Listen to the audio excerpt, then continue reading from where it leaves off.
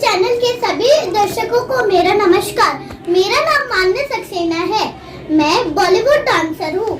जैसे कि आप सभी जानते हैं कि कोरोना वायरस की वजह से हम सबको घर में ही रहना पड़ रहा है, इसलिए मैंने एक डांस तैयार किया है। कल की न्यूज चैनल के माध्यम से मैं आपको ये प्रस्तुत करने जा रही हूँ। अगर आपको ये वीडियो अच्छा लगे तो प्लीज लाइक एंड शेयर कर देना और कल की न्यूज चैनल का बहुत बहुत धन्यवाद कि मुझे एक मौका दिया।